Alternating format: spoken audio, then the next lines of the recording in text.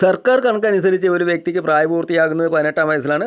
വോട്ടവകാശമാകുന്ന ആ ഒരു സമയത്താണ്.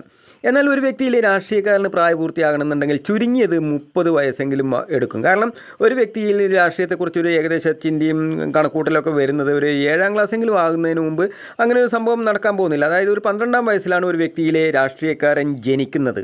തുടർന്ന് അയാളിലെ ആ രാഷ്ട്രീയക്കാരന് ഒരു 18 വയസ്സ് പൂർത്തിയാകണമെന്നുണ്ടെങ്കിൽ തീർച്ചയായിട്ടും ആ വ്യക്തിക്കൊരു 30 വയസ്സ് എങ്ങനെയും ചുരുങ്ങിയത് വേണ്ടി വരും. അതായത് 30 വയസ്സിന് താഴെയുള്ള രാഷ്ട്രീയ പ്രവർത്തകർ എന്ന് വെച്ചാൽ ഒന്നുകിൽ ശൈശവാവസ്ഥയിൽ, അല്ലെങ്കിൽ ബാല്യാവസ്ഥയിൽ, അല്ലെങ്കിൽ കൗമാരദശയിൽ, അതായത് പ്രായപൂർത്തിയാകാത്ത ഒരു ഘട്ടത്തിലാണ് ഉള്ളത്.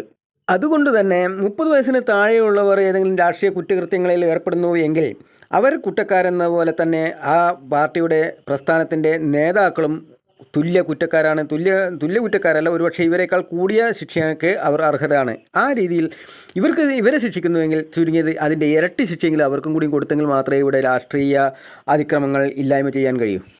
അതായത് കഴിഞ്ഞ ദിവസം ED ഉദ്യോഗസ്ഥന്മാരെ ആക്രമിച്ച കേസിൽ തന്നെ 30 വയസ്സിൽ താഴെയുള്ളവരെ തിഹാർ ജയിലിലേക്കാണ് അയക്കുന്നത് എങ്കിൽ അതിന് നേതൃത്വം കൊടുത്ത അതിൻ്റെ നേതാക്കളെ ചെയ്യേണ്ടതെന്ന് വെച്ചാൽ അന്തമാനിലെ കാലാപ്പാനി ജയിലൊന്ന് വൃത്തിയാക്കി എടുത്തിട്ട് അങ്ങോട്ട് അവരെ നാട് കടത്തുന്നതായിരിക്കും ഏറെ ഉചിതം.